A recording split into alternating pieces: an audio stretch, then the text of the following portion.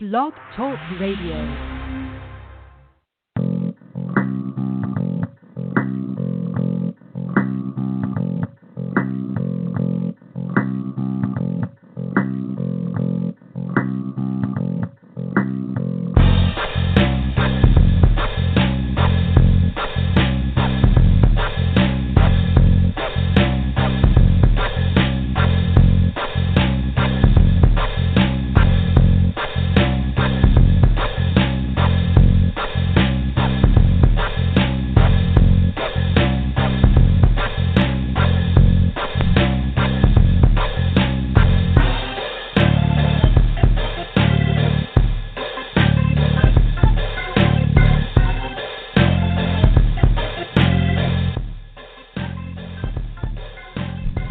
Good evening. Welcome to the View Up Here. I'm your host, Canadian Glenn. It is October 5th, 2016. First, a little bit of historical footnote. April 19th, 2014, Episode 1 of the View Up Here ran on PR. Tonight's episode will be episode number 100 in the official archives and the finale for season 5. Thank you very much to all my guests, everyone who's helped me become a better host, everyone who's helped me with my website, and most of all, to the listeners. I hope you've had a few laughs and learned a few things. And we ain't nowhere near done. We just getting going, bitches.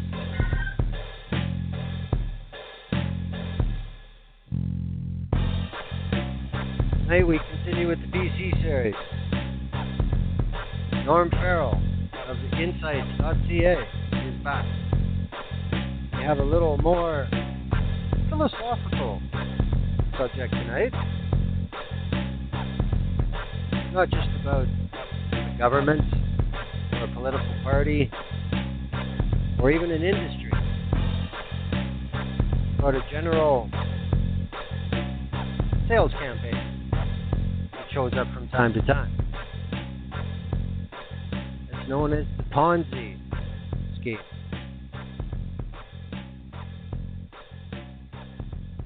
Norm suggested this as a theme, and as soon as I thought about it, figured, wow, that's a hell of a good topic. So, as mentioned, without further ado, good evening, Norm Farrell. Hello, Glenn. Are you hearing me all right? Sir. Yeah, sounds good. Oh, great. Welcome to the show. Thank you very much. As I was just saying, you came up with this theme for tonight, and, you know, like I said, the more I thought about it, the more sense it made. And is it one of those things like forest for the trees? You know, I mean, if you stop and think about it, it seems fairly obvious to me. I think you're right that, we have to look at the long run of any of the public policies. And when we get caught up in short-term thinking, we're really causing problems for future generations. And I think one of the things that many people do that are successful in business is to look at the long term. They're not worried about reporting out a great increase in profits in the next quarter. They're worried really more about what's going to happen 5 and 6 and 7 years down the road. People get too caught up in the short term, then they're going to destroy and damage and by making the wrong choices over a long period. And I'm afraid that at least in British Columbia, that our government has fallen into this short-term kind of thinking. that they're prepared to make all kinds of arrangements that they believe offers immediate benefits. But if they were pressed, they would admit that there are long-term consequences that are quite negative. So, I mean, you know, like has been proposed here, this basically is the Ponzi mindset. And it's nothing new. It's been around for a long time. You know, like I said in the show description, Charles Ponzi did not invent this racket, but he's synonymous with it because he was amazingly destructive using it. I mean, Bernie Madoff would be another recent example. But if you want to take that to a governmental scale, it sounds like a very, very bad idea for long term. You know, I think that it really applies to us as individuals as well. And perhaps some of us can look back, I certainly can, look back at years before when it seemed very simple to take advantage of easily available credit and to run up bills that gave us a real short-term satisfaction. But then at the end of the month, the credit card bill came in. The credit card company maybe was willing to lift the limit on our card when we carried a high limit. And that kind of thing keeps going on until you get to the stage where you're suddenly past the point where you can service the debt. I'm always amused when I listen to a local radio station in the afternoon, and they've got advertisers who are trying to sell cars, and then comes on an advertiser who's a bankruptcy trustee trying to tell people, come to us and find a way to solve your debt problems and make an assignment in bankruptcy or a proposal to creditors and so on. And I'm thinking that there's connections here that obviously the radio station just sells the time. They don't control the content and so on. But as a society, we have to look at whether or not we can afford to do things that we'd like to do. And oftentimes the answer is no. But you look at the situation with respect to the approval that the federal government made regarding the Pacific Northwest LNG project. That's a project led by a company that is got questionable financial status. It's a national company of Malaysia, where the Prime Minister of Malaysia is accused in many different jurisdictions of the world of corruption, and yet BC is anxious to get involved. And yet, on the other hand, they're telling us that we should start paying a national carbon tax because we want to limit the amount of carbon going into the atmosphere. And yet, so we're working at cross purposes here. We think there's some advantage to be gained on one hand by increasing the amount of fossil fuel production, but we're telling people on the other hand, you're going to have to pay more because other people are using too much, or some people are using too much fossil fuel. So where's the consistency in the thinking in that? Now, that opens actually a whole new thing, which I just became aware of this past week, is that Canadian banks are heavily invested or have lent great sums of money to oil and gas businesses. And they have not, in the last few years, despite the fact that the industry has been suffering substantial losses, continuing losses, Canadian banks have not made the provisions for non-performing loans the way the American banks have done. I think the Bank of Montreal this past week just moved on that.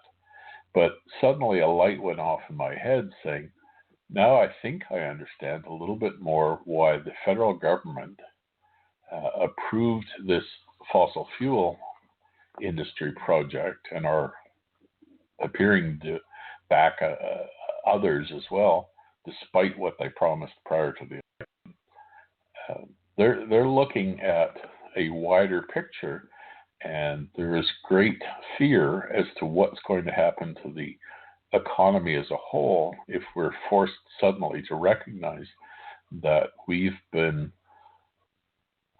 exposing ourselves to potential losses by investing heavily in an industry that simply cannot sustain itself.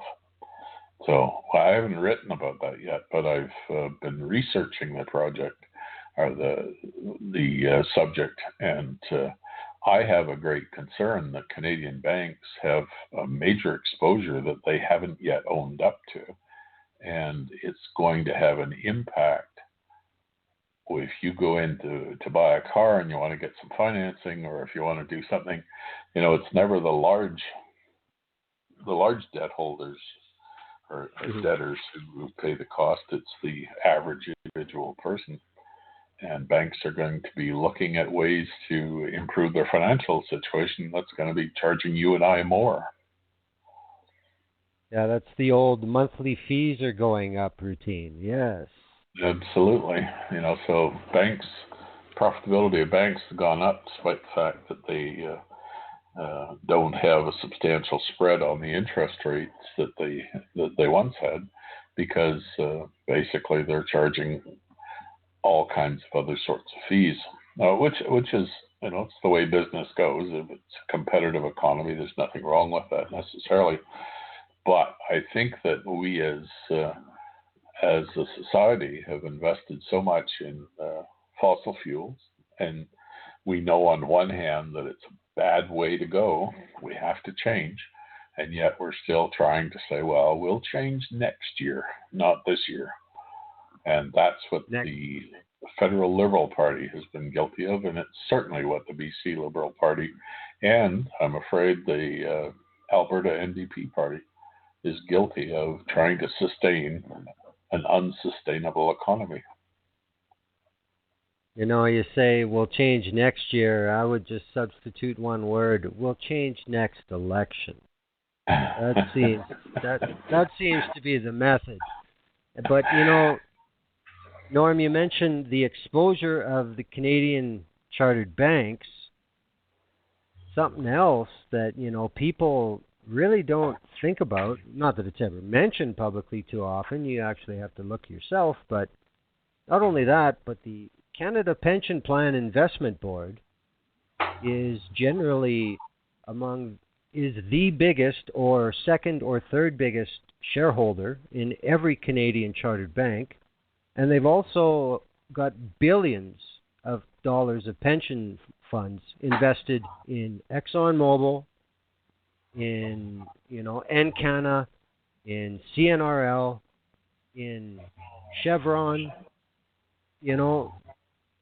right down to our pensions for the future are so tied into this industry. It's not just the Canada pension plan that is invested heavily. It's the provincial pension plans as well. So we seem to be somehow think that we can separate good policy from pensions. We allow the people that are running these investment funds to avoid looking at the social consequences of what they're investing in. In British Columbia, I know they just released in the last 24 hours. They finally released the inventory of investments from last year, which I think is really quite appalling. That they have very little transparency and very little disclosure. But finally, after being pestered a little bit by a certain blogger in Vancouver, they posted their listing of investments in March of 2016. And I have just looked at it briefly, but they have invested in all kinds of situations that I think raise ethical questions. And, it's the same, I suspect, with every, I haven't looked at it, but I suspect every provincial pension management operation is similar. And, we fall into traditional patterns, and over many years, the oil companies, the energy companies that have been major investment targets, and we have to look at the new economy and the way things should be going, and we have to do it by altering the way we're spending money. Similarly, in tax policies and so on, we do everything we can to encourage the extraction of resources that are non-renewable, and other kinds of industries that have much more potential for the long run. Things that might employ our grandchildren don't gain the advantages of the dying fossil fuel industry. And I just don't understand what kind of logic is applied. Just sitting here thinking about what you said, just look at the last 10 days. We have the federal government giving conditional approval to Pacific Northwest LNG. We have the federal government announcing there will be a federal carbon tax. And today we have the federal government ratifying the COP21 Paris Agreement. How do these things exist in the same reality? Look at what they're doing with respect to the National Energy Board, where they set up a so-called regulator that is populated entirely by people from the industry, that has been caught by the National Observer journalists, Mike D'Souza and so on. They've been caught at doing things that are absolutely improper and inappropriate. Finally, they were under enough pressure that 3 of the people involved stepped aside. But to my way of thinking, that's totally inadequate. The whole organization needs to step aside. And so we have a federal government that's signing on to the Paris Accord, saying that they're going to do something about climate change. And they're the same ones paying huge salaries to these people at the NEB, who are just a rubber stamp agency for the fossil fuel industry. And if you look at my website, you can find information about who the people are on the National Energy Board, where they come from, and it's almost entirely an organization that's staffed by people who have worked their careers in the energy industry. So it's self-regulation, and it's the public interest comes last. So I mean, when we take a look at the Ponzi scheme, what Charles Ponzi ended up becoming so infamous for, the product was postal rate coupons. And it was a false market. And the only way it sustained was with an aggressive advertising campaign, a few very well-placed sycophants to promote it, and all the money that's taken in immediately pays off the people who have already been ripped off, and it buys influence. It buys legitimacy through silence. So has the product just changed to quote-unquote energy for the Ponzi scheme that's going on now? Well, I think it ranges fairly widely. If you look at, say, for example, I've done a fair bit of work on the private power schemes that are at work in British Columbia. And I know there are situations where I saw one contract recently where BC Hydro was paying in excess of 15 cents kilowatt hour to buy power from a private company. And we know from BC Hydro reports that the average price that they got selling surplus power, and they are in surplus, the average price they got was 2.1 cents a kilowatt hour in the last quarter. So that decision to buy power from somebody at 15 cents a kilowatt hour really looks awfully good to a few people, whoever the shareholders are in that company. In that case, it was a wind company. But their business model looks absolutely fantastic. They're getting paid 7 times what the market rate is for the situation, and I think that kind of scheme is really damaging to the rest of us. The people that are not involved. The Ponzi operation was such that the people that were early in on the thing, on the scheme, they did really quite well because they were being used as examples. So, the early people, it's like a pyramid scheme, right? The early people get involved and they get a payback, but it's the large numbers of people coming in after the beginning who are the ones who pay those costs that never make a recovery. So it's the Ponzi scheme really works well for fraudulent people who want to do things that puts money in their pockets or in the pockets of their friends. And in British Columbia, the government is running a scheme that's not unlike that. There's a few people that are big winners. Like if you are a real estate developer and you bought land on Burke Mountain in Port Coquitlam or in Coquitlam that was at a fraction of its market value, and you took advantage of a rising market because of a real estate bubble that was fueled from outside the country, you scored really big. But the fact is that you created a situation that where the young couple that's just trying to gain a family home is now stuck with a situation where they're doing very poorly. You see a 3-bedroom condominium that should cost $300,000 costing $1 million, and that bubble is about to burst or has burst apparently, but it was predictable. A lot of experts had already seen that it was that we were headed in that direction, and yet because certain individuals were gaining from it, and the government was gaining from it through their property transfer tax, which was bringing in big money. Nobody, the people that were gaining didn't want to talk about how this was unsustainable. They just wanted to put cash in their pockets. And yet, who's going to pay the penalty of that? There's going to be a price paid, and it will happen over a long period of time. Well, I guess the absolute metaphor there is, like you talked about Ponzi and his friends at the top.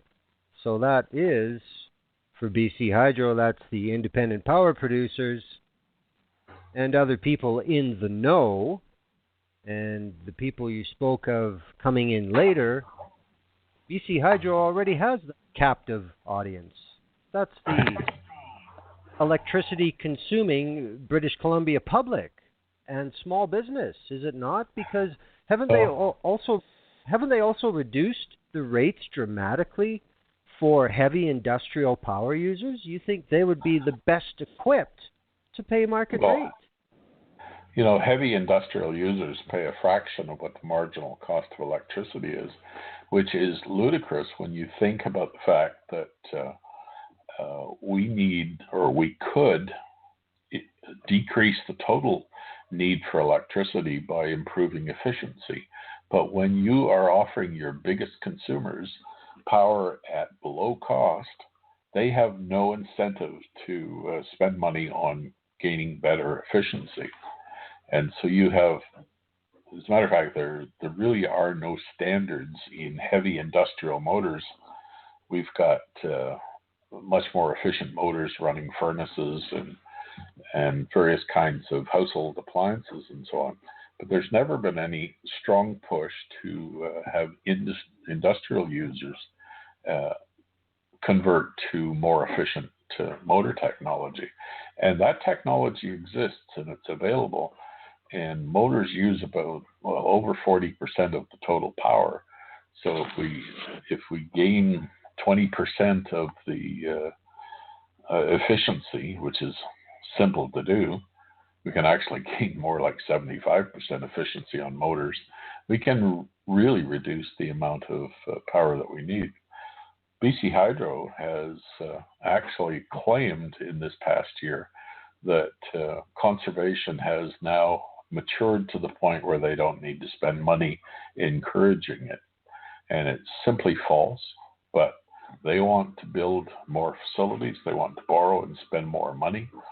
And so they're not well served by the statistics that show that power consumption has dropped.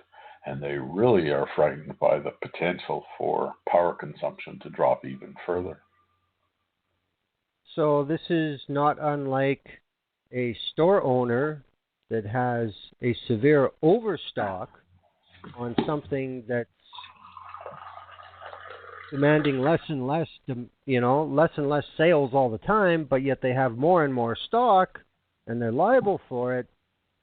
Yeah, I don't think they would want to promote people curtailing their consumption of it then, I mean, it's clear to me already from the stuff that you've done and the stuff that BC Hydro's put out themselves, all these predictions of increased demand are simply false.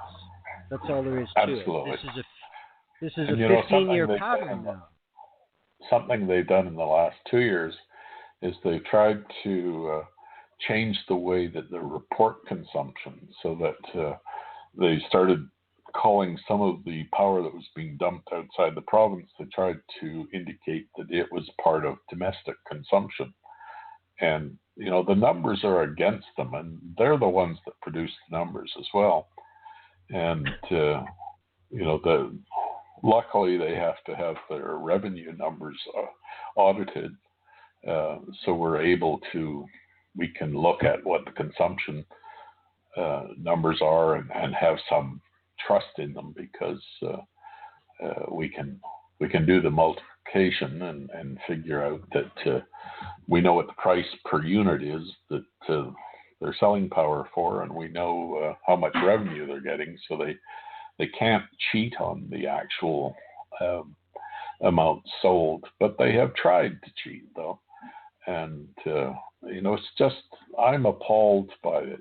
And I think the provincial government, because they are tolerating what BC Hydro is doing, is simply, we have to blame them for being responsible. If you look back in 2008, BC Hydro had a CEO who made a fairly major issue about the cheapest way of solving the energy crisis was to conserve power. It's always expensive to build facilities and generate more power. What is really the best amount of money spent is on encouraging efficiency and reduction of use. And the BC Liberals under Gordon Campbell, and whose one of his close associates at the time was Jennifer MacDonald, who's now the CEO of BC Hydro, what they did was they fired that CEO, because they didn't want that kind of conversation going on. They had all of these private power schemes coming on board, and so the last thing they wanted was a reduction in actual consumption in the marketplace. That's, like I said, the pattern never changes. The sales force changes and the product changes. But it seems overall the promises remain the same. They're just relative to the environment. The lack of real information on the product that's being sold is not encouraged. And there's always some sort of outside cooperation as well. I mean, there's no one industry or one quote-unquote entrepreneur who can pull this off. There's always other parties involved, and they, of course, come from the same, shall we say, social circles. But Isn't it the same thing over and over and over? But it always works. It seems to. Well, I've made the point at my site that we're badly served by the media, who no longer has the resources available to them to do the inquiry, to go in and check some of the numbers. In doing what I do, I've spent many hours researching various stories, and those stories sometimes amount to nothing that's of interest to the public. And so, you may see nothing of my work for a period of time because I'm working on something, and yet when I'm done, I find that it's really not something. I haven't turned up something that's of interest to the public. But that's the kind of situation, at least in the media. I think in its heyday, they had a lot of individuals that were really high quality people, capable of investigating, capable of looking at all of the issues and reporting that to the public. Now we have a situation where if the people that are involved are trying to run 6 or 8 or 10 different stories at one time, they simply cannot commit the attention that is needed to look. When you have the people that are putting out information, when their aim is to misinform, you have to be able to go back to the data that demonstrates that they're not being truthful. And that's a time-consuming thing, and a lot of the people, the journalists that are around now, just don't have that time. So it's, it should not be that an individual like this old guy is the one digging up information there are lots of other people, public and spirited individuals that are writing about news media and so on. The work that you do is similar.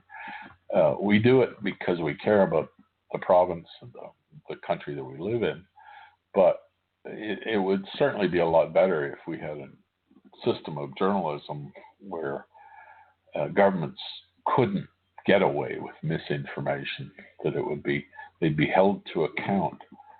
I'm afraid that too often the journalists today are simply rewriting press releases, and they get a whisper in the ear from some connected individual who buys them lunch, and that's what goes to the public. And people that are in the public are busy. They've got so many things going on, and they don't have the time that individuals like us spend looking at the data. So they simply accept what's being reported.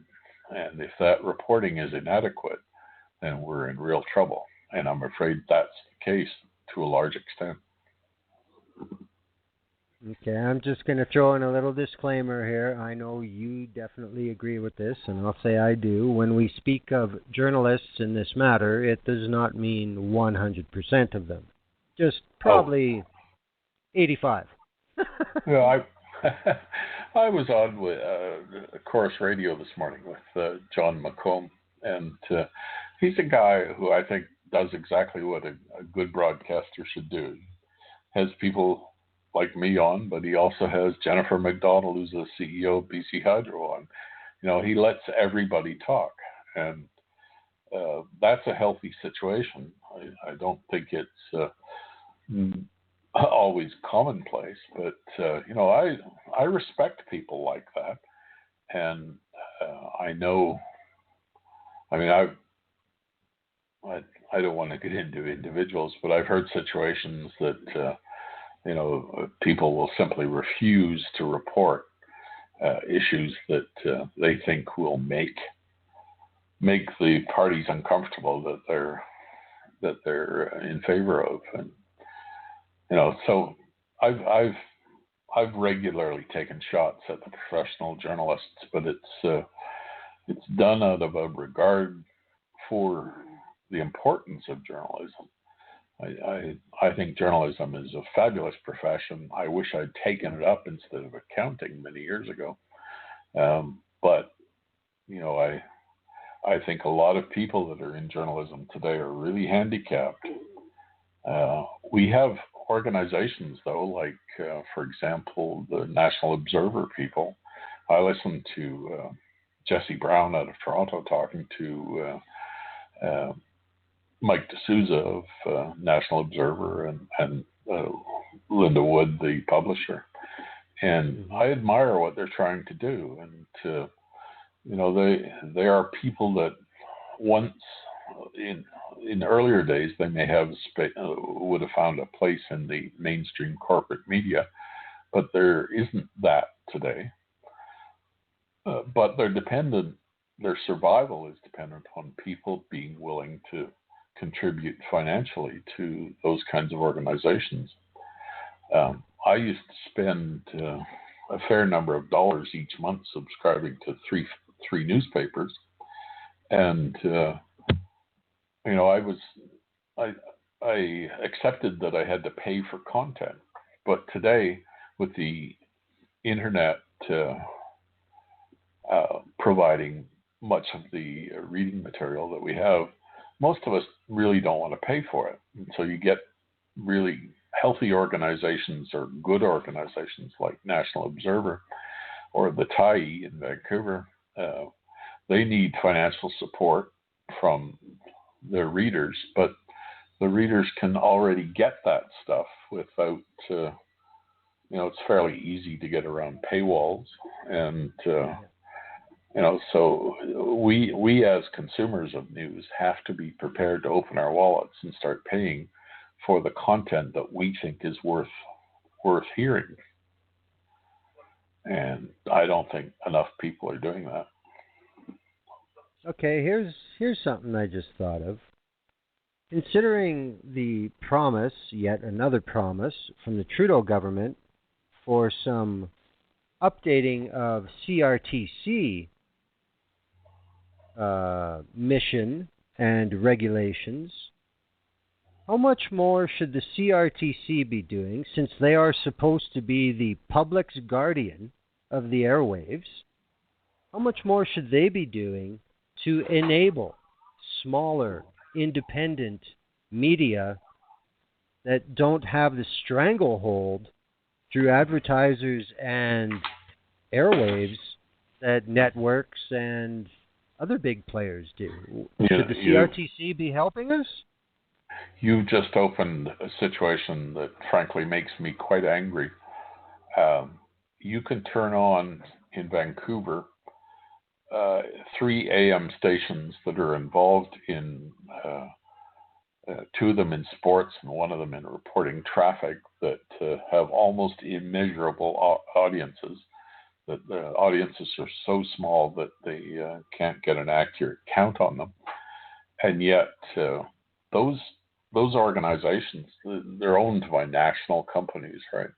In my view, they're simply camping on those frequencies to prevent anybody else from using them. One of them in Vancouver is basically does little more than repeat American sports programming. That even the sports program doesn't have anything to do with what Canadians do. They'll have hours of talking about college football when you probably have a handful of individuals that know anything about it. But it's cheap content, right? And they don't make any money on those stations, I'm sure. But the CRTC allows them. They just threw out the Canadian content rules that used to apply at one point.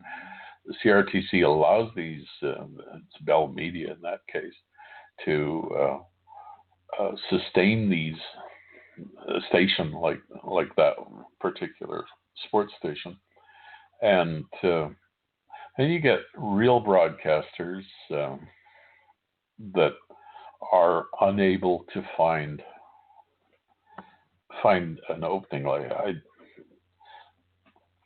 There's an individual, Ian Jessup, used to be on a station in Victoria, and he was a really fine broadcaster. He went after all kinds of issues that were uncomfortable issues for the standard media people. And yet Bell decided that they didn't want to have somebody who was kicking the shins of the elites and the powerful people. So they dropped him. And so we're faced with a situation where Ian Jessup is not heard, even though he's an incredibly excellent newsman. And in its place, we're given some sports, some jock sniffer from Alabama who's going to talk about college football next Saturday. And CRTC allows that to occur. And these are public airways, and the people that hold those licenses don't meet any kinds of standard for Canadian content, and we're letting them get away with it.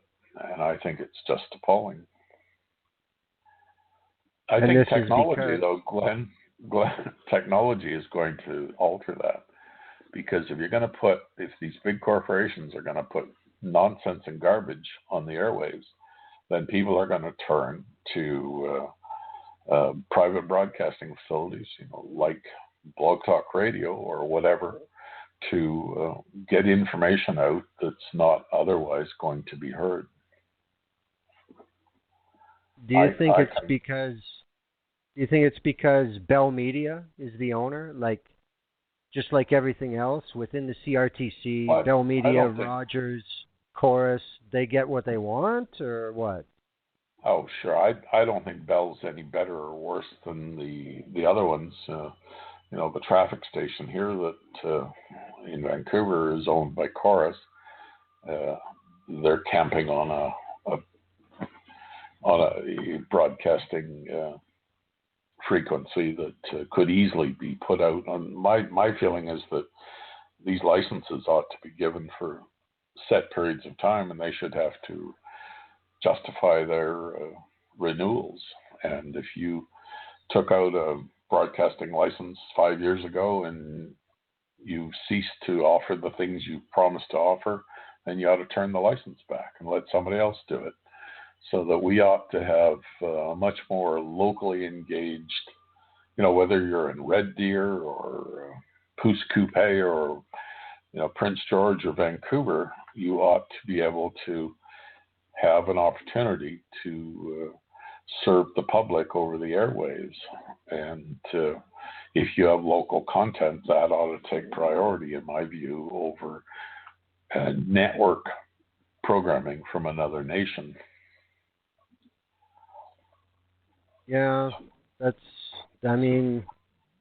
seems to be the common thread in any dying industry, whether it's manufacturing, it becomes a fact that ownership is too far away and they have too many other things on their plate, and you're a division or you're this or you're that, and nobody really cares.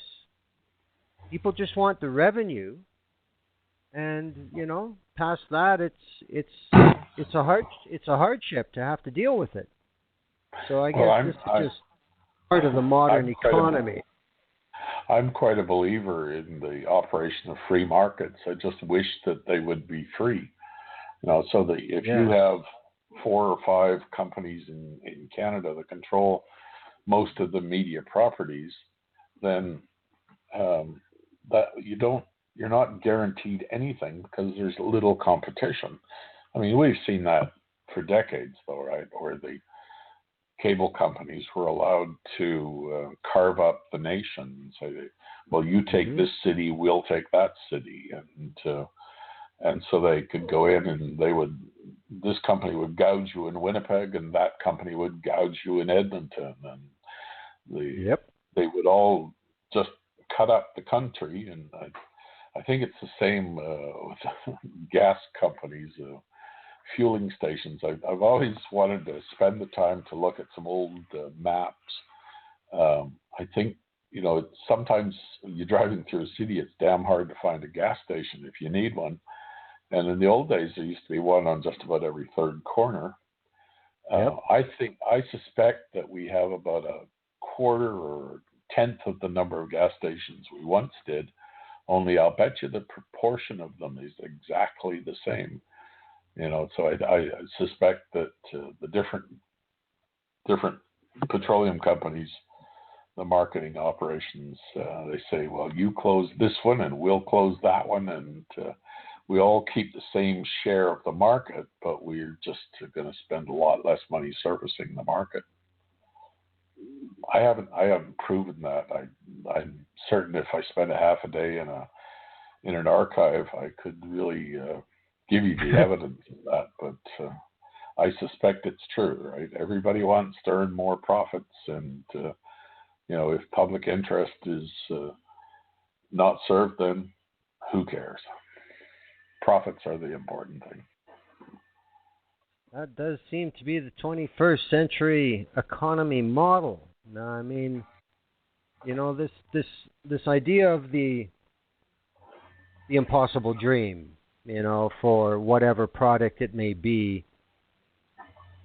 In the last 15 years in BC, how much does it take before people say, okay, we've been hearing this forever, nothing's happening, what's up? Because, from being outside BC, I can remember the first time hearing about something like this was with BC Ferries.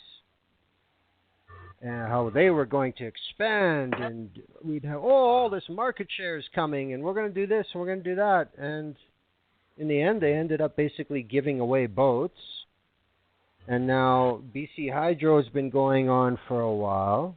The LNG miracle story has been going on for a while. Vancouver real estate has been going on for a while.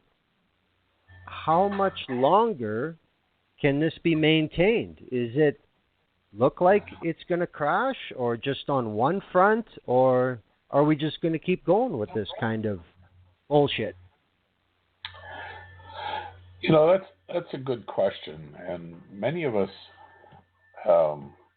really don't want that. We don't want to see it break. And I have 3 adult children, and they all have homes in North Vancouver. And if suddenly homes are worth a third of what they were once worth, they're going to be suffering from that. My wife and I have a place that we've lived in for many years, and it's not in our personal interest to see the market values crash. And yet I have a feeling that, if you can, we were up in Kamloops a few months back, and we looked at some really nice condominiums right on a golf course there that were selling in the $400,000 to $500,000 range, and came back and we looked at a condominium in North Vancouver, and they wanted $1.6 million for it. And I think, they were about equivalent in quality. And so I think we're growing used to these crazy numbers. And yet we're all, once we put those mortgages in place, we're damn hoping that they maintain their values, right?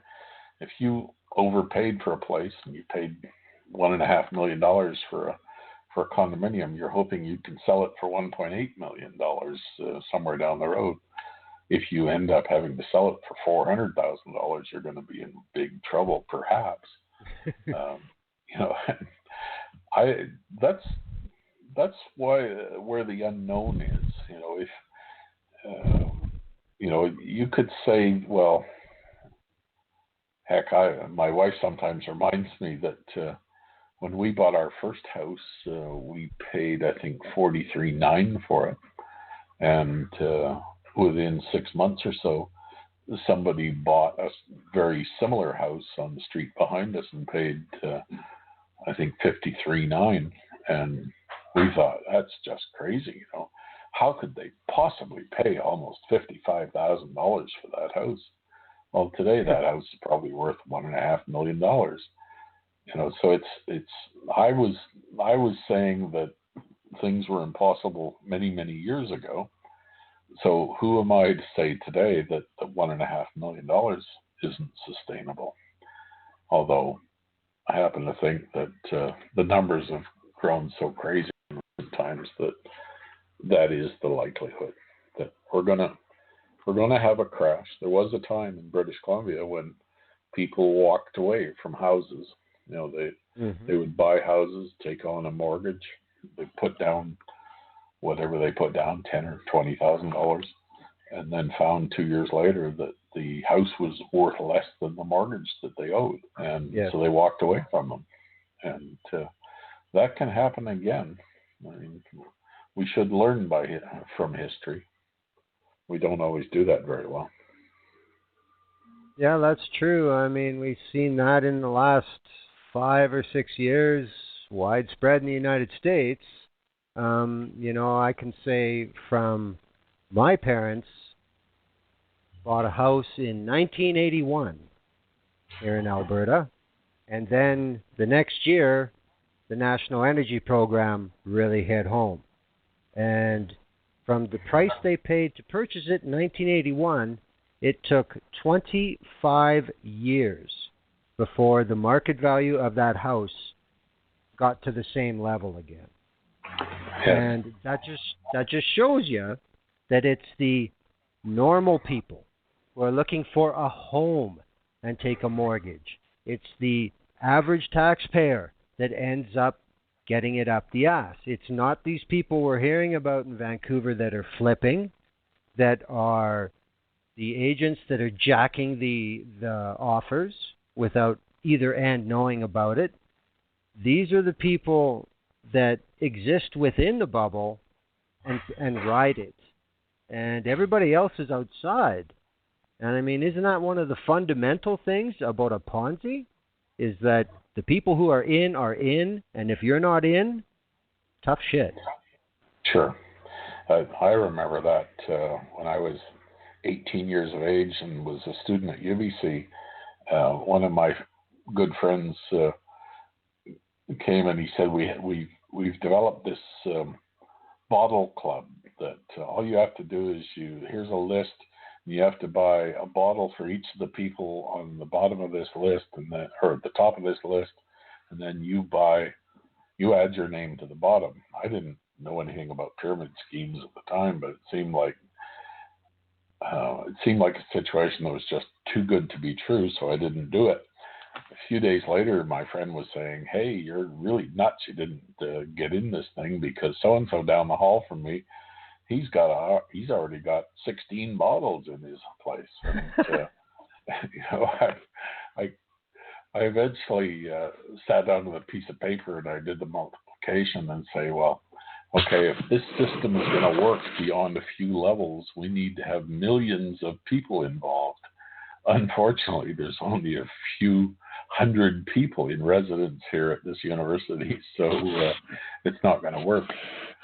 But those are sort of pyramid schemes, Ponzi schemes. They're not dissimilar. We could say IPP schemes, buying independent power. Yes, the guys who got in early, they're really doing well, but it's the little people, that single mother who's trying to raise 3 children and looks after every single dollar that she can. She's the one that's paying for these people who got the contracts signed for private power and then flipped them off to General Electric and walked away feeling like they were really wonderful, smart business people because they just scored, hundreds of thousands or millions in profit. And unfortunately, our system almost encourages this kind of inappropriate rewards for people who don't create anything. They shuffle paper. And a large number in British Columbia, a large number of the people that were shuffling paper regarding the private power schemes were insiders who got the benefit. The same thing happens, unfortunately, with respect to transit schemes where if you know where they're going to put the station on that extension of the SkyTrain or the rapid transit system, you go and with your friends and you buy up the real estate in those places. And, insiders are big winners in our society, and it's the ordinary individuals that pay the price. Well, yeah, I don't think that will change. It certainly hasn't, You know what can change? Is we can expose these people. We can talk about it. We can have whistleblowers who are protected so that when individuals do these kinds of schemes that they profit improperly from the public, then we have to expose them. And that's partly why we need a vibrant journalism industry of strong journalism. We have to have these people doing work that exposes the wrongdoings of society, and that's how we clean up the system. We need to have strong laws with respect to transparency. Government should never be able to carry on large segments of business that's hidden from the public. BC Hydro is an example. I tried to engage people at BC Hydro to talk about the operations. I was doing research and I was preparing to write materials, and I tried to get them to talk to me, to explain, give their side of the thing, and they made a decision that it was simply easier to ignore me, and they refused to answer any questions. I first sought interviews with individuals, and then I said, okay, well, if you don't meet with me, will you answer questions? And I gave them examples of the kinds of questions I wanted to ask, and they basically just refused. And this is the kind of thing they get away with, that because they don't have to account to anybody except themselves, then the public is the one that gets screwed. It's not me that gets damaged when they don't talk to me. It's the public who is denied to have hard questions. Nobody's asking hard questions of BC Hydro operators, and so BC Hydro doesn't have to answer those questions. And if the major pundits in the mainstream media would pick up on the kinds of work that I've begun and make an issue of it, then they could not ignore it. But unfortunately, that is not likely to occur. Because I think it fits. Because it fits the game. Well, yeah, sure. It's a comfortable situation. You're a pundit in Victoria, and you have to be at the legislature on a regular basis. So you really appreciate the fact that they allow you to park beside the legislature. They give you an advantage. If you have a question, they'll dig out the answer for you. You get all these kind of special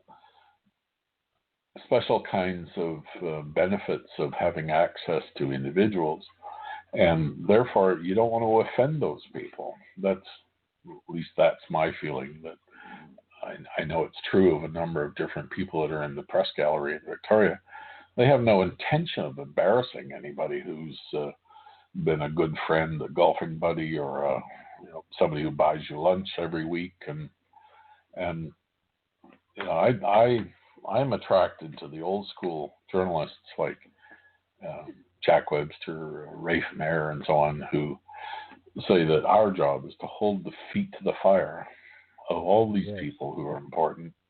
And, if they don't like it, then that's their problem. It's not my problem. And I'm not in the class of those individuals, but I sure would like to think that I don't give a damn what these people think about the work that I do. If what I think is important to pose questions that if it makes people in positions of power uncomfortable, then I've posed the right questions. if they're happy to hear my questions, then I'm not doing my job. That's true. I mean, there is a difference between being a friend of the subject and someone inquiring of the subject. One's a journalist, one's public relations. They're not the same task. Do you know, Glenn, have you ever looked at the numbers of public relations people or spin masters there are compared to how many journalists there are? You can measure the numbers of people in British Columbia doing political journalism. You could count without taking your shoes off. You could count on your digits. And yet there are literally hundreds involved in public and private spin doctoring. The province employs somewhere around 300 people involved in media relations. And if you look at all of the different lobbying companies or public relations companies, there's hundreds more. I had a question with respect to almost $2 million paid by BC Hydro to Woodfibre LNG. I'm saying, like, Woodfibre LNG isn't making any products. They don't have any services to sell, so why the hell is BC Hydro paying them almost $2 million? So I posed the question, and the answer came back through Hill and Knowlton, one of I think it's the world's largest public relations company. So they're the ones that are answering questions. If you have a question that you want to pose regarding the public interest, it's going to be answered by some flack who's being paid huge, significant dollars for public relations, and all of those payments, they come back on the public ultimately, right? Yes. So BC Hydro or Woodfibre LNG are collecting huge sums of money, and they're paying it out to their public relations people, and that's where the information comes when we ask questions. I would like to talk to the decision makers, not the flacks, not the people that are simply answering questions because they're paid to obfuscate. Well, it is unfortunately a growth industry. There's no doubt about that. It has too late for us. Well, could we get in that business? I just don't think that I could tolerate it. I'd probably get fired within the first 3 days because I wouldn't play ball. But exactly. But I'm curious about, like you and me, we're old enough. We get it. This has been going on for 3 or 4 decades now, and it just keeps building. It's like a snowball on a very gradual grade. It's still getting bigger, but it wasn't really all that fast. What about the millennials? What about the kids now?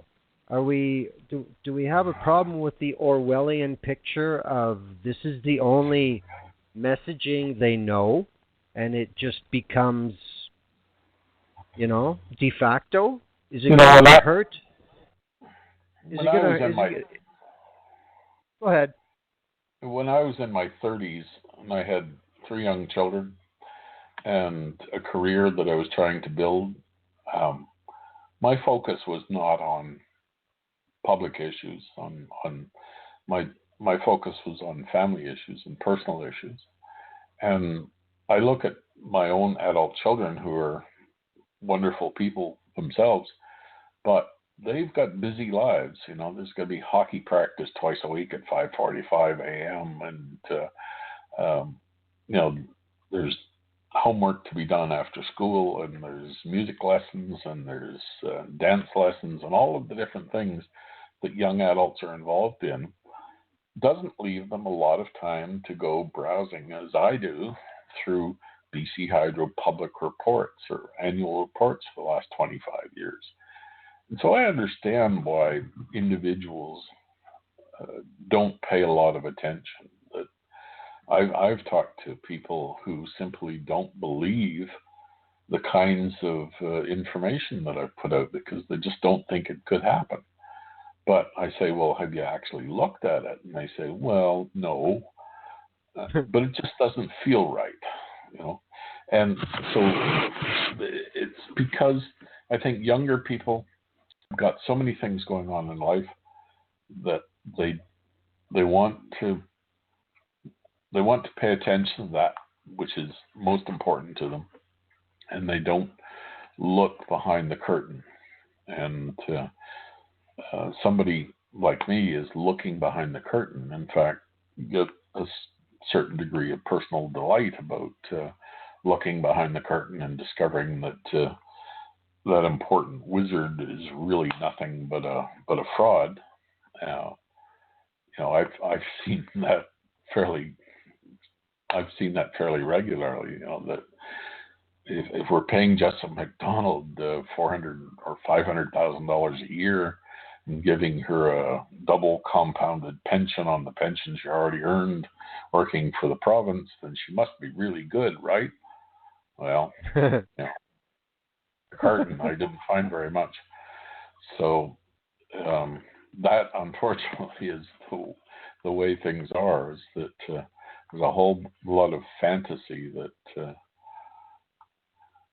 is involved in the way people address their public positions.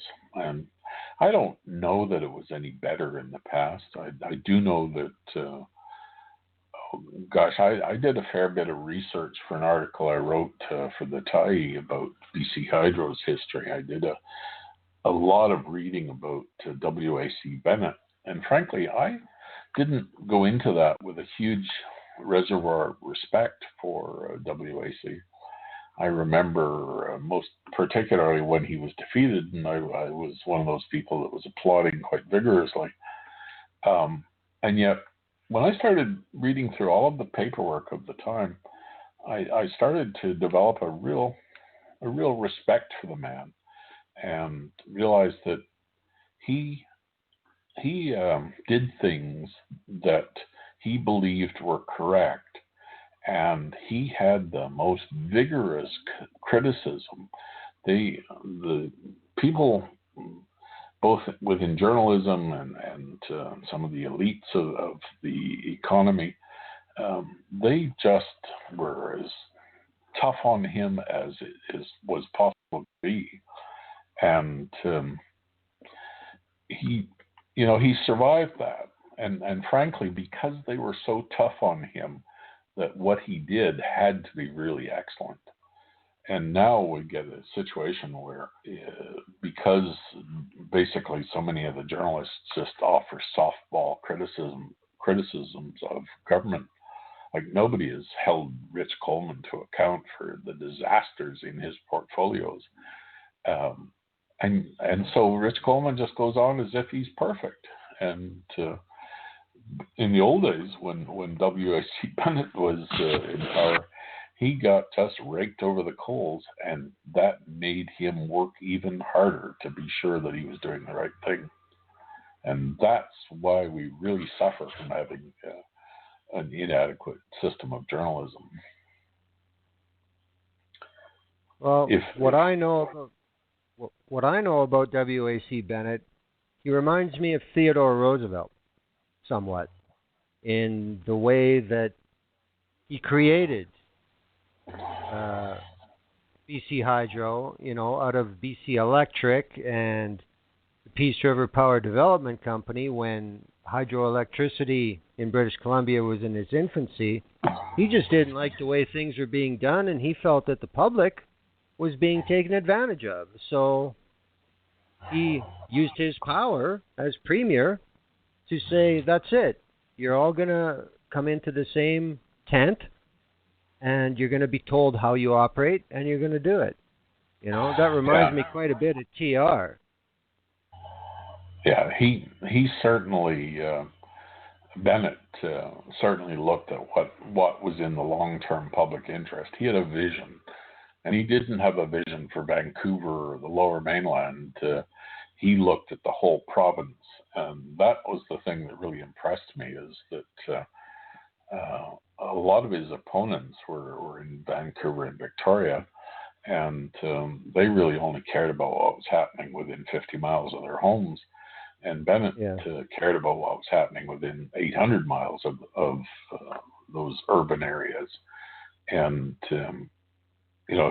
I was surprised, frankly, when I looked at just how tough they were on him. I mean, they tried to organize a run on the bonds that BC used to do a lot of debt financing through these, what they called parity bonds. And there was a group of people in the financial industry that tried to organize people that held bonds to start dumping them and force the government to come up with, the idea of the parity bond was that you could cash it in at any moment for its face value. And so they tried to stick the province into a situation that where they simply couldn't meet the obligations because so many bonds were being tendered for payout. And Bennett, I mean, he really struggled with that one. But I thought, wow, that was an incredible. I had forgotten about it, frankly, that situation. And when I read about it fairly recently, I was amazed at just how tough his job had been to make the things happen that he wanted to happen. And so, as I said before, I didn't go in with a big respect for WIC, but when I finished my research, I was thinking that he was worth a lot more respect than I had given him previously. And I've got a book that I've just started to read now, and came out of that reading. It's a book on Gordon Shrum, who was one of Bennett's key people in terms of the initial BC Hydro thing, when they set up the public agency. And Gordon Shrum's an interesting person, another guy that I was a little bit skeptical about back in the day. But the more I've learned about Gordon Shrum and what he achieved, the more respect I've gained for him as well. So we actually have a fairly fascinating history in Western Canada. If you look at the way the developments that have gone on here in the last 75 or 100 years, we don't pay a lot of attention to it, but I find that it's really quite fascinating. You mentioned the attempt to have the parity bond run and basically derail the tenure of the premier. Yeah, they were trying to destroy him and the province too. Yeah. Yes, and it couldn't be done then. But how has that really changed from the reality that we have now? Especially when we look at something like LNG, and we have the talk of renegotiating the PDA again. And I know you have mentioned, and others have mentioned, how much more of the store is the BC government willing to give away to basically bribe Petronas to actually do something with Pacific Northwest. So is it the same circumstance, except now the corporations are the ones in control? I have to admit that we pay somebody to cut our lawn on a regular basis during the summertime here. And I'm sort of hoping that somebody will come along offering to let them pay me for the right to cut my lawn. Instead of me paying the lawn cutter, that somebody's gonna come along and offer to cut my lawn and pay me for the privilege. That's exactly what's happening with LNG. That we've got to the point where we have almost no revenue coming out of natural gas. In fact, on a direct basis, we have no revenue coming out of natural gas production in BC. What the next step is that we're going to pay them to remove natural gas, to liquefy it, and send it overseas. BC Hydro is apparently spending billions of dollars so that they can create new electricity at 10 or 12 or 14 cents a kilowatt hour and provide it to the foreign national or natural gas companies for 2, 3, or 4 cents a kilowatt hour, so that they can liquefy the gas and ship it overseas. In effect, if all that we've promised them already, which is cheap power, royalty-free gas, rights-free drilling, if that's not enough, what's the next step? If Rich Coleman has gone to the Orient to tighten down the numbers, in his words, the only thing he can be negotiating is the offer of cash. We're going to pay them to remove our gas. It's cheaper to leave it in the ground. Is there any way that can just be proven unconstitutional? I mean, how can you pay a foreign corporation to take away the one-time natural resources of a jurisdiction? It just seems, how can this be done? Yeah. Legally, how can this be done? You know, it perhaps would be interesting to look at, for example, how can BC Hydro pay 3 or 4 or 5 times market price to buy power? Should the people that are at the helm of BC Hydro, the directors, the board of directors, can they be held accountable? If I were a director of a corporation and the shareholders determined that I had taken steps that were absolutely contrary to my fiduciary duties, they could sue me. Matter of fact, the directors usually require insurance to protect themselves against any claims of that sort. That may be a possibility that we could look at trying to file a class action suit against the directors of BC Hydro for not looking after the public business and for the mismanagement that they're involved in. I think the barriers to that in the legal system are fairly high, but it's not impossible. What it might do, if we were to initiate something like that, would be to at least get a conversation going. I'm less in favor of using the court system to impose things than to have public opinion impose things.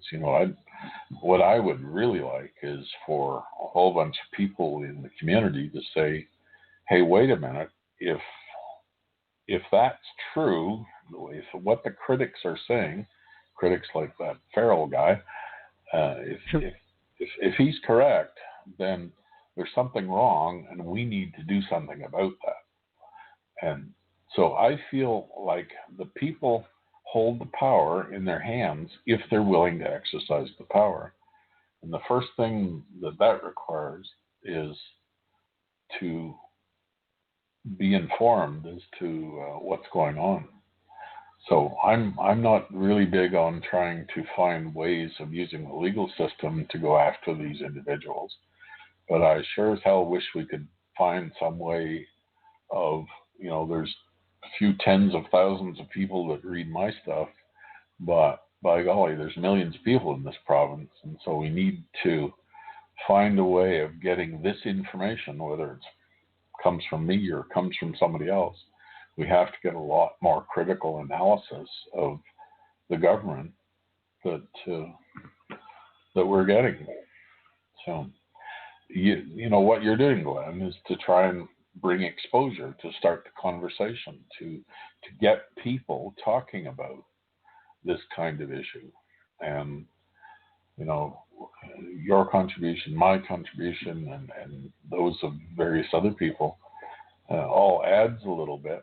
But we also know that we don't have big audiences that CBC or Chorus Radio or Global News or whatever. If those people decide to take a real hard-nosed look at whoever is in government, and I don't frankly care whether it's a Liberal government, a Conservative, or an NDP government, whoever is in power ought to be asked the tough questions constantly. And we should make it difficult for them to make bad decisions. And that's simply not happening. Agreed. And by tradition and by history, it has always been journalists who did that job for the public because of access and everything else. You know, I mean, I would guess that the majority of Canadians are born and live their entire lives and they never once see Parliament Hill with their own eyes, because this country is so huge and so spread out. You know, that wouldn't surprise me one bit. And that's why journalists were charged with that duty for the public. And, you know, I have to agree with you. That is just no longer their purpose, apparently. Well, you think back to the Watergate situation in the U.S., where the Washington Post went on a campaign, took a lot of heat for what they did, but ultimately the work that they did was proven to be correct. And I don't think that could happen today, because there's too many financial interests that are outside of journalism that, Post Media, which is the largest newspaper owner in English-speaking Canada, they have admitted to being in partnership with the Canadian Association of Petroleum Producers. Do you think that partnership affects the way they're going to report on the fossil fuel industry? Of course, we know exactly that it does. You can then ask, well, if there's one party that supports the fossil fuel industry and another party that doesn't, is Post Media going to report on those two parties in the same way? Or are they going to look at their financial interests, which are in partnership with the petroleum people? So, it's when you have these profit-making operations or companies that would like to make profits, making news choices. They're determining what is news based on what's profitable for them, or likely to be profitable. Now, there's a whole bunch of different ways of judging whether something is newsworthy or not. Whether it's profitable for the publisher of the information is not one of those things that's typically discussed in determining newsworthiness. Well, I mean, I've said this before to other authors and journalists that I've had on the show. There was a time where the editor at the newspaper was probably an old white guy that chewed on a cigar, and he had 30 years in on the city desk. Editors and publishers used to be journalists. Now they're appointed or they're accountants. The entire genealogy of journalism has been disrupted. It's interesting. Go ahead. It's interesting to look at some of the really fine journalists that we've noted over the last 20 years are still working, but not working in journalism. Because, you have to be a certain type, I think, to survive. And it's that old expression of you get along by going along. And the people that don't want to go along, they're gone. And, I talk to Ray Fenner on a fairly frequent basis, and Ray's a wonderful guy. And he has he almost takes pride in the fact that he was fired from a few different roles because he believes that he survived with his principles intact. And I think that's a kind of a neat thing. I hope that as I grow older, I'm already kind of old, but as I grow even older, that I will always be able to say that I could live with what I did, that I wasn't ashamed of it. And, I want to be like Rafe, nobody can fire me from insights, but nevertheless, it's got a lifespan that will come to an end at some point. But whatever it is that I contribute in that way, I want to be capable of being proud of. I want my family members to think that the old guy wasn't all that far wrong. I want to be accurate. I want to be try and say whatever I say. I want to be defensible. You don't have to agree with me, but I don't want you to think that I'm making stuff up. And so it's kind of interesting. I'm just an amateur in journalism. I didn't make my living from it, but I do admire the good ones, and unfortunately, more and more of the good ones, I think, are people that no longer work in the profession. Rafe Mayer told me an interesting story about a time being on one of the national networks where he was, you wear an earpiece in these situations, and they whisper at you when they think you should hurry up or slow down or ask a different question. And Rafe said the producer whispering in his ear through the earpiece was telling him to ask a question of some sort or other. And Rafe didn't think it was relevant, but he believed that he had cornered the individual. And so afterwards, Rafe refused to follow the directions that were given to him. And afterwards, they expressed anger that he hadn't followed their rules.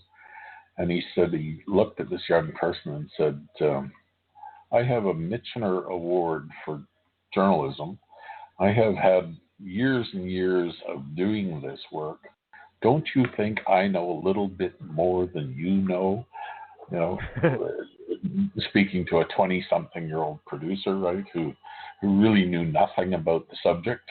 And I think that Rafe said, by the way, they didn't invite me back after that.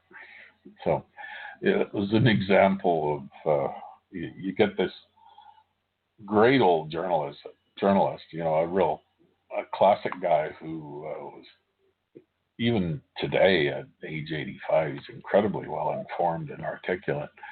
And but this was some time ago. Despite the fact that this is one of the top journalists in the world, they got some kid in the control room trying to tell him what he should be saying or not saying during an interview. To me, it just illustrates how bad the system has become, where you have a whole bunch of people who are that have limited knowledge of subjects that are actually leading the discussion, and that's unfortunate. I agree. Now, when you were talking about post media, I just suddenly thought of that as a metaphor for this Ponzi operation. It's a perfect metaphor for what's going on systemically. But it really is. It's a wonderful case study. It was supposed to be it was going to be the dominant player, and it was going to go to new heights, and it was going to do this, and it was going to do that, and now its stock is worth pennies, and it's owned by an American hedge fund. We're not absolutely certain who it's owned by. The New York hedge funds were certainly been carrying the debt for some period of time, but there was a Toronto-based organization that came up with a big pile of cash in order for them to take over Sun Media. And they hoped that combining the two organizations would allow, it's like joining two cancerous cells together, hoping that the cancer will be cured. But at any rate, there was a lot of money put up through an organization out of Toronto, which is really just a front for investors. So we don't know who put up the real cash. And I have been told that the petroleum industry is involved. And I can't prove it, I can't demonstrate it, but Post Media is not willing to tell us who it is that's put the money up. And so I'm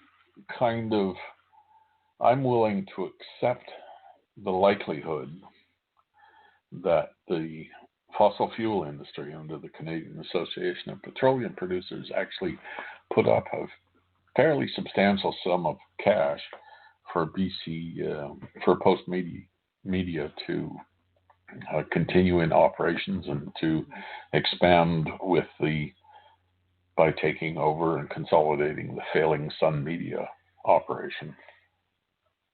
That's an interesting concept. That tells me that is their public relations arm that they have decided they're sticking with come hell or high water. So they basically they increased their stake is all they did. Yes. And wow. And you know what? There's a report out today talking about the billions of dollars at stake for the Canadian petroleum industry that they've had. They've never before now had a period of multiple years of losses, financial losses. And the fact is that when the losses are counted in the high billions of dollars, then putting up a few $100 million to prop up a media organization that you hope will gain you benefits from government rules and regulations and subsidies. We all know that there are billions of dollars in subsidies going to fossil fuel industries, and all of that needs public consent. And what better way to manufacture public consent than to own the largest newspaper organization in the country? It does make sense from a business standpoint, unfortunately. My brain may agree with it, but my stomach turns. Yeah. So we're not going to see an end to this pattern then from the powers that be. Obviously, they want to continue this Ponzi scenario ad nauseum. So what is the risk that you see for the Clark government going into the spring election if they're just going to keep doing what Harper did and just keep repeating the same garbage over and over and over? Will they pay? One of perhaps the best freelance journalists in British Columbia is Bob Mackin. And he made comment the other day about the fact that the BC Liberal Party decided to cancel the fall sitting of the legislature, but during the time that they should have been sitting in the legislature, they have found time to schedule 11 different fundraising events. And so, it's clear that this particular political party views, their primary purpose is money grubbing. That they want to collect tens of millions of dollars from resource companies, and they're willing to give away hundreds of millions of dollars, billions of dollars in value that should have gone to the public back. They pay back those contributors to the party. Anyways, I thought it was kind of insightful of Bob to point out that they don't have time to run the legislature, but they do have time to run all of these fundraisers. And that, to me, in a capsule, it demonstrates what their priority is. They don't give a damn about the public business. They just give a damn about being reelected, because that's what keeps them in comfortable position and allows them to continue rewarding the friends that they want to reward. Now, what are we going to do about it as citizens? Well, who cares? Nobody pays much attention to the legislature when it is in session. So, a large number of those people that are going to be voters, they just won't care all that much. But I would like to invite all of the young adults that I've implied a criticism to prove me wrong, to get involved, to go out and demand that people that are running for election are going to be worthy of their votes and that are going to look after the public interest. I just had the opportunity to meet with two candidates that are running in North Vancouver in the next election, one from the Green Party, one from the NDP Party. And I was impressed with both people. And they, I think, are young people that, one was a young person, one an older person. But both of them, I think, have their hearts in the right place. They really want to see something achieved that look back at when, the opportunity to do good in government exists forever. And we simply have to be prepared and willing to move on to those things. And so there are good people that are willing to stand for election. And if we could get more of them who are independently minded, so that, I think our political system that demands that people obey the party policy as opposed to doing what's right for their constituents, that's a problem. I would like to see more power given to individual elected members, and I don't care which party they're involved with. I think that we would be better off if individual members had more power than they do today. We've developed a system whereby the premier of the province, and this is the same in Ontario, same in Alberta, same in British Columbia, that the people gathered around the premier in that office, they make the decisions. And they treat the rest of the people as if they're just peons, that they're there to be, they just want them to vote at the appropriate moment. And the rest of the time you spend ribbon cutting. Well, I don't think our MLAs should have as their primary job handing out checks and cutting ribbons. They are, the MLAs, the good ones, are capable of analysis, of communication, and that should be their job. And they should be prepared to be tough on their own party leaders and on the government of the day. And if that were the case, we'd be much better off. So. I agree, but that is not the modern party system. We know that. But how do we change it? Well, I think the first thing we do is to get better quality individuals running for election. I've had people say to me that they don't think John Horgan has been aggressive enough in the way he's conducting the opposition. But I have seen some evidence that John Horgan spent a fair bit of time team building and trying to improve the quality of the people that will be standing for election in May of 2017.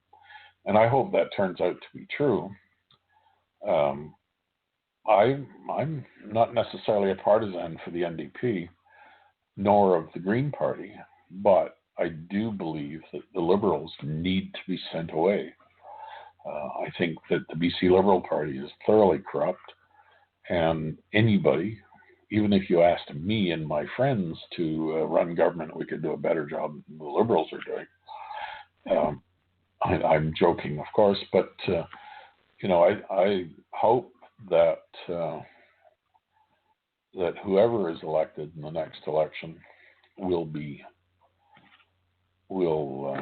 have a strong sense of the ethical failures that have gone on in this province, and we'll seek to change those things. And I've talked enough to John Horgan to believe that he's likely to do that. The Green Party troubles me a little bit simply because their leader has been very much supportive of the independent power producers, and I think that's been a massive mistake. I've demonstrated that in the last decade or so we've spent more than $5 billion above market price for the power that we purchased from IPPs. And Andrew Weaver, the leader of the BC Green Party, supports that. And he's also indicated that his knowledge of the private power projects in British Columbia is sadly lacking. He made reference in some communication that I was involved with. He made reference to these private power operations being nothing more than water wheels in rivers, well, which is thoroughly wrong. It's so wrong that you have to think that it doesn't come from ignorance. It comes from some kind of intentional effort to mislead the public. So my concern, I have never throughout my life been a traditional NDP supporter, but I believe at this point that the NDP is the only alternative for British Columbia. But I hope that they don't have an overwhelming majority. I hope that if John Horgan is the premier next year, I'm going to be prepared to give him as hard a time as I can for things that he does or doesn't do. And but I do believe that we need a fresh start. We have to change. I have never been a partisan who's been steadily in the camp of the NDP. My own political experience and working in a party was with the BC Liberal Party years ago. But I just think that they've grown. They have long been a company that they're a political party that deserve to be thrown out. And the farther we control them, the better it will be. Okay, here's a dream scenario for you, because there was the Alberta miracle. So here's a dream scenario for you. It's an NDP minority government, and the Greens put them over the majority. Here's your miracle government. No, the Greens will support the Liberals. Really? Under Andrew Weaver, yeah. Oh, God, I didn't know that. I'm convinced that the Greens are almost Liberals. And as a matter of fact, I think the Liberal Party is actually consciously playing the Green Party to try and it's like a farm team. And they did the same thing in the 2013 election with respect to the Conservative Party. They tried to take control of the Conservative Party. That was a kind of special circumstance because you're as an Albertan, you're kind of aware of the wacko side that is attracted to the Conservative Party. And, they're certainly same group, same sorts of people are here in BC, and so it made it kind of difficult to. What the Liberals wanted was for the Conservatives to be a middle of the road alternative. They hoped to be able to sort of suggest to people that the Liberals were or the NDP was the alternative if you were a wild-eyed radical on the left, but therefore the center-right options involved only the Conservatives and the Liberals. And of course the Conservatives were just a little bit dicey, and therefore they knew that that was if people were slightly disaffected with the Liberal Party, they would be quite happy to have them vote for the Conservatives, because the Conservatives were going nowhere for sure. They didn't want the disaffected people in the middle to go to the NDP. I think the same thing is at play this for 2017. The Liberals realized that they've got a whole series of ethical questions at stake, and so if you're a middle of the road kind of individual, but you're troubled by the ethical issues involving the Liberal Party, you don't want to go to what you are told is a left-wing option, being the NDP. Therefore, you go to the Greens, who seem to be these people who care about the environment and say all the right things. So it's a way of managing. The BC Liberal Party have got a lot of sharp operators in there, and they know how they want people to go off in different directions. If you don't like them, they want you to control how you're going to vote. And the thing they fear most is that people who don't like the Liberals will think the NDP is the appropriate choice or the only alternative choice. My belief right now is that the NDP is the only alternative to the Liberals, and it's not a bad alternative. I think there are actually some really excellent people that Horgan has managed to bring together. And I think as the election comes closer in May, that will become more apparent. But David Eby, for example, the guy who beat Christy Clark in her home riding in Vancouver Point Grey, I've followed David's career from the time he was involved with the Civil Liberties Union, and I think David Eby is a future premier of the province and will be an excellent one. At this point, I don't think Horgan has an intention of staying around forever, but I suspect that he will be a good premier, and his aim will be to restore honest government with a great degree of transparency. Because if we could invest transparency in all of our governments, then things will be better. One of the problems with the BC Liberal Party is that they've found that it's successful to be untruthful to the population. It works for them to hide information, to make it unavailable to the public, to claim it doesn't exist after they've destroyed it. We make jokes about them keeping records on Post-it notes that fall into the shredders. Although I think in Alberta you guys had trucks lined up at the legislative offices after the last government change, right? Oh, that's okay. The information commissioner said there was nothing of a big importance in all those bags of shredded documents. So don't worry about it. Which is why we urgently had them shredded, right? So, anyways, exactly. Maybe I'm totally wrong, and maybe I'm naive, and so on. But I hold high hopes for John Horgan, and it's only based on hours of conversation that I've had with him.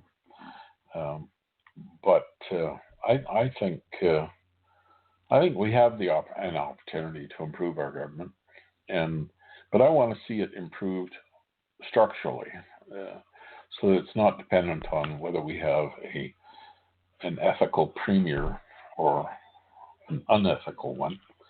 I want to see changes made that can't be undone. And unless we get citizens truly caring about these issues, it's not going to occur. But if we do get people who really care, then it will happen. Well, I can't disagree with that. We do have a couple people that want to come on, probably share their Ponzi vision. Another host, Anticrisis 73, was holding for a long time. I don't know if he's muted. Anti, are you there? Unmute. Oh, now he's muted. That's okay. We'll leave his line open. We'll see if he figures it out. We got another unscreened caller here. Good evening. Welcome.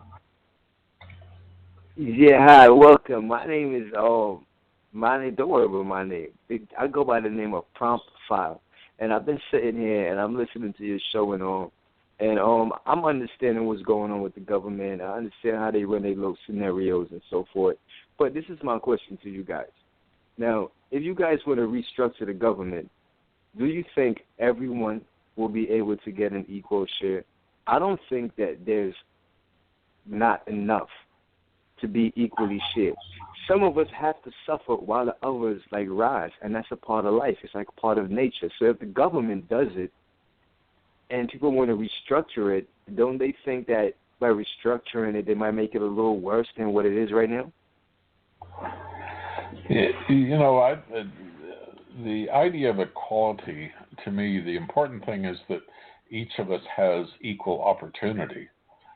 I recognize that not everybody is going to excel in the things they try to do, but we're all going to have different levels of success. And I don't expect that everybody has to be equal. But if you enter the marketplace, whether it's the employment marketplace or any other one, then you should have the same opportunity to achieve something that I have or somebody else has. And so, to me, what you make of that opportunity is up to you, but you ought to have an equal opportunity compared to everybody else. And that to me is the important issue. We don't expect that we all have to dress in blue suits and wear white cowboy hats or anything like that. We don't need to be all the same, and we don't want that, of course, but we should have equal opportunity. I agree. My end of it is that everyone should be guaranteed a certain amount. There shouldn't be these thousands of homeless veterans. There shouldn't be all these people on the streets. There's more than enough in our society to do something for real about this. There's the mental health issue in every Western society.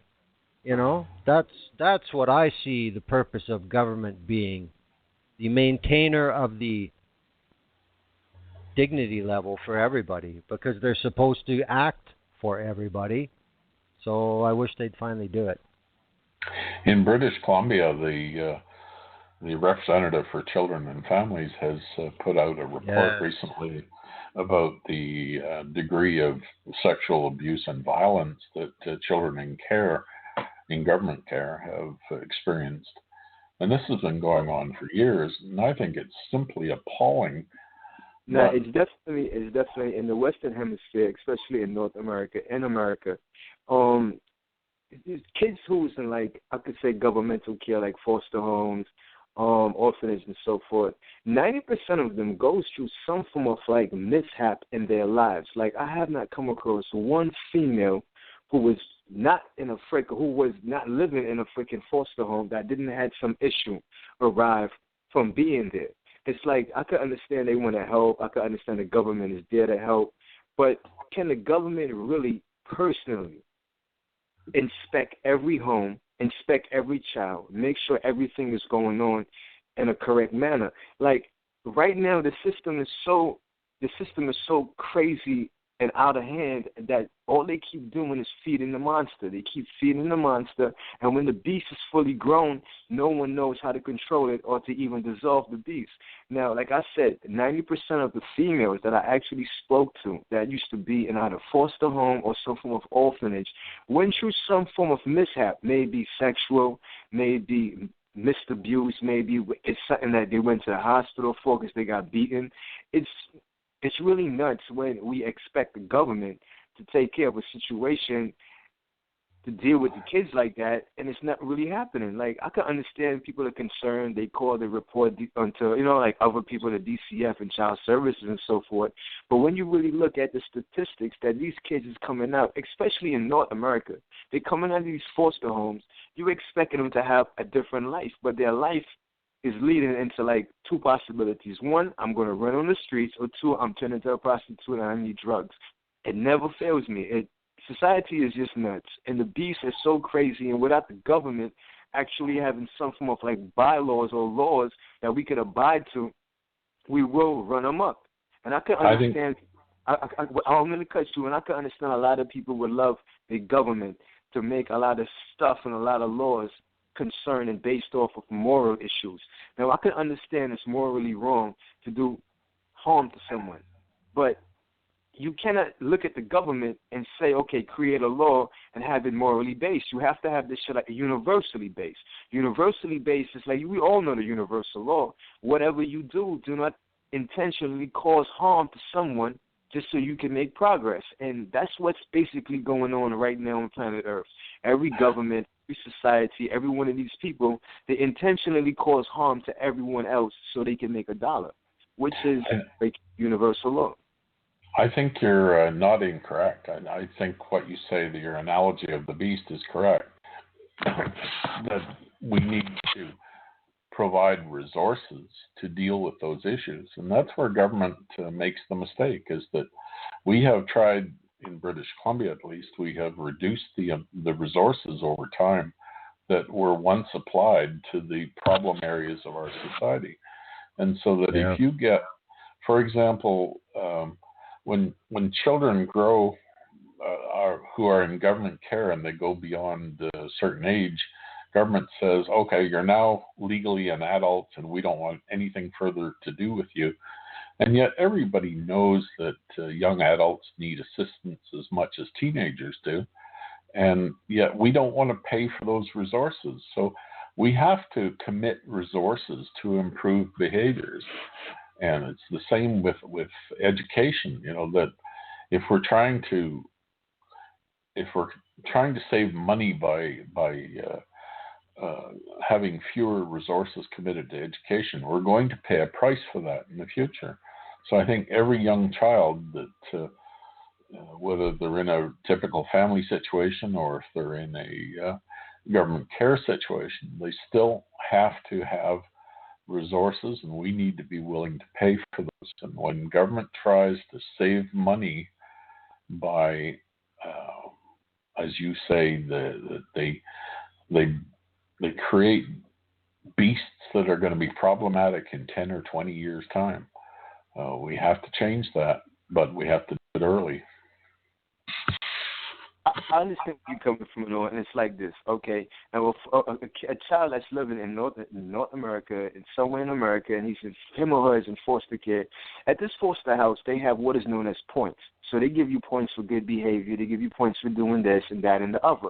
What they do not do with the kid is they do not give the kid a set of what I would consider to be modern day skill set, where they're actually, when they leave that foster home, they actually have some form of skill set they could put in practical use to benefit their lives.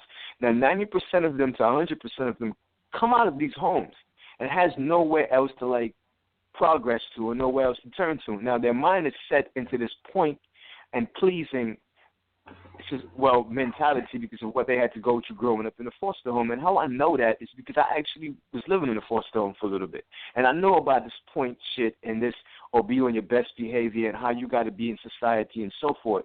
That's fine. They're teaching me moral issues, but they're not giving me a set of skills where actually I came out of this government care and now I'm an adult, I'm a young adult, and I could go out in the world and do something. I have no skill set. I've been stuck in this foster care. My mind is fucked up. No one is really paying attention to me. By the time I'm 18 and I leave this house, what am I really doing for society? I'm just another backbone pressuring with more PSI on the freaking square inches into society, putting the pressure onto them. I'm just going to be a leech. Now, if I could understand these governments and these officials believe okay, we're taking care of these kids. By the time these kids are grown, 17, 18, and they're leaving these houses and they're leaving these kids in these facilities, let's fully mind with some form of job set, some form of skill set where they would actually progress. But because they're sending you on your way and they're not building you into putting you into society, they're just building you up and not having you structured into society, you ain't really going to do nothing. And like I said, it hurts to really sit down and talk about it and bring up memories and such, but it is what it is, man. Motherfuckers don't care. I don't want to say it like that. I don't want to be derogatory on the show, but people just don't care, man. Everyone. You know what? You care, and you're demonstrating right now that you're a thoughtful individual. And so you're going to be successful because you're going to use that wisdom that you're gaining to apply in whatever you choose, what course you take in life. So, something has gone right. You've got resilience, you've got strength, and a lot of people have that. And we simply need to provide assistance, I think, provide the opportunity for people to utilize that resilience that's natural to them. Well, this situation is exactly what the issue was in British Columbia with wards of the state turning 19, and they say, "Well, thanks for coming out. There's the door." That's exactly what the issue was. They were not teaching them any life skills at all. I've got 3 adult children, and I still have opportunities to talk to them, and I hope that sometimes things that I have to say to them is worthwhile.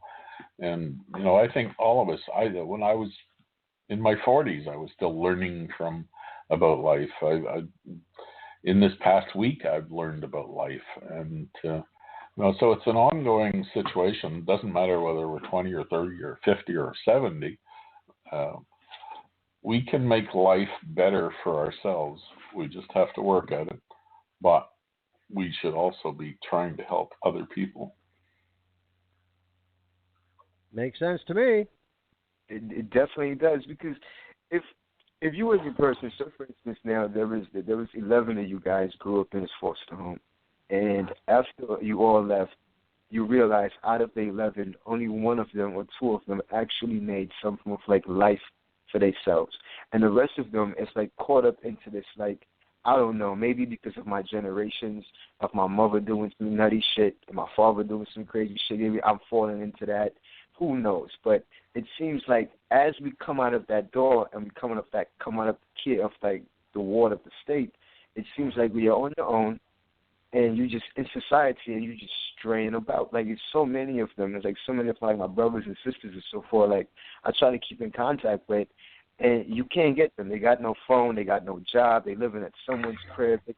It's just a world that they should have never been into. And I said to myself, I had to like do my own thing, get my own money, go educate myself, and pay for me to go to school. And I said to myself, I had that opportunity, but they don't. And because no one ever taught them some form of skill set growing up, and just dumped them into the world, they became crutches into the world. They're not a wheel. They're not a part of the spoke that actually turns this shit. It's like, I don't know, and it messes with me from time to time. It sounds to me like you should be working in the human care business, because I think you're right. And if you're a young adult, you got a lifetime to deal with it, to do something about it, to contribute to other people, and that gives you purpose as well. So, I'm glad you called, and I think it's interesting to hear you. And good luck in the rest of your life. Oh, thank you very much. That means a lot. Now, I was just browsing through the DPR channels, and I stumbled onto the show, and I was just like, wait, these guys said something that I can actually relate to. I was just like, wait, who are they? And I seen the number, and I was like, let me just call in, and hopefully you guys put me on, and I thank you guys for that. Like, I don't want to say my name. Well, tonight I'm just saying promo because I don't want to, like, put myself out there too much, but I appreciate you guys for letting me, come on and say my point of view. And I didn't realize by coming on and saying my point of view, I actually, like, contributed to it a little bit, Yeah, that you said intelligent things, so that's really helpful. And you care. Thanks. I like that. Yes, thank you for calling in. We've gone into overtime. I think that's just about it. We're going to shut her down. For the 100th episode of The View Up Here into Archive, I thank you, Mr. Norm Farrell. Well, thank you, Glenn. And 100 is not an end point, right? You're going for 200 now? It's just a number. Next week will be 101. Good. That's great. Yeah. Actually, while we're on the subject, episode 107 is something I'm looking forward to, and that's a clue to who was on episode 7. So that person will be coming back, and I'm looking forward to it. Maybe I'll come up with some other celebratory bullshit as this goes along. Maybe at the beginning of every show now, I'll say what happened 100 episodes ago. Maybe I'll do that. I don't know. But thank you very much. Everybody keep track of what Norm's discovering at insights.ca. And you're welcome back anytime, sir. Thank you very much, Glenn. Alrighty. I hope everybody got a little bit of a picture about how bad the illusion has become mainstream in BC, and it's time to do something before it's too late. Alrighty. Thank you, Norm. Thank you, caller. Yes, I do know who it is. I'm sure some other listeners do too. And that's only fitting that person was on show 100 as well. Interesting how shit works out once in a while when BTR doesn't fall apart. Well, thank you for listening this week. That's it. We're going to shut her down. Not even going to play us out. Everybody, thank you for listening. Norm Farrell and myself on episode 100 of The View Up Here. Good night. We'll see you next